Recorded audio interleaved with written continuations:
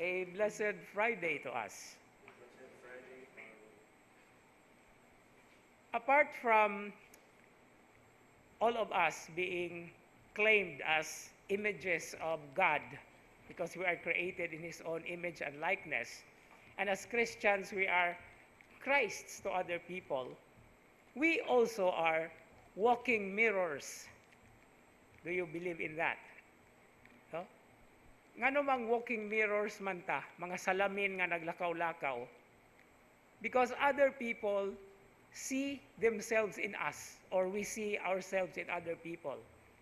And that's the reason why this last section of the parable in today's gospel reading is so interestingly understood. Ngano mang gyud nga makakita ta og apan sa ubang tao. Psychology teaches us that this is because these are our own, actually, no? Our own defects that we see in other people. No? Gano man, because we see ourselves in how they walk, in how they speak, or even in the way that they act. No? And this is an interesting thing that also teaches us that we are so much connected with each other. But the reason of the gospel reading today, most specifically in that section, is we have to be aware of our own selves first.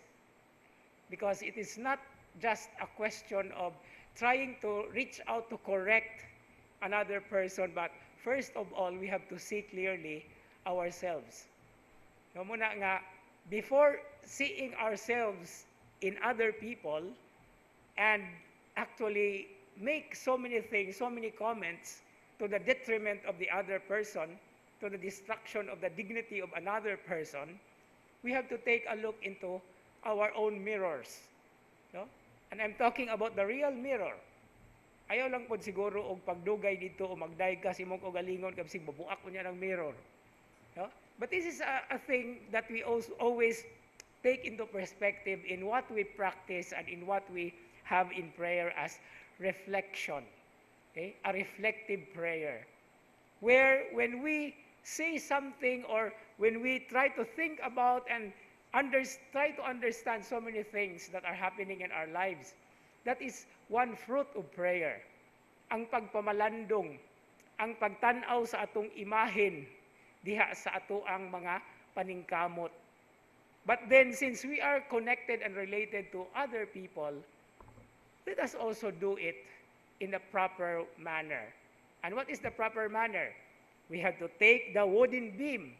No, actually, this kind of expression in today's gospel reading is an exaggeration. No? It's a hyperbole. So how big is a wooden beam compared to a splinter? Okay? And that is the thing that we have to take into account. Reflection, prayer, and anything that has to come to us to realize, and it has to start from where we are. It has to start from ourselves. And then, as Christian doctrine and values teaches us, we also have to reach out to other people. Usa na sa atong mga, actually ato ang mga responsibilidad also, no? If we see certain things from in our brothers and sisters. But again, it has to come into a proper perspective.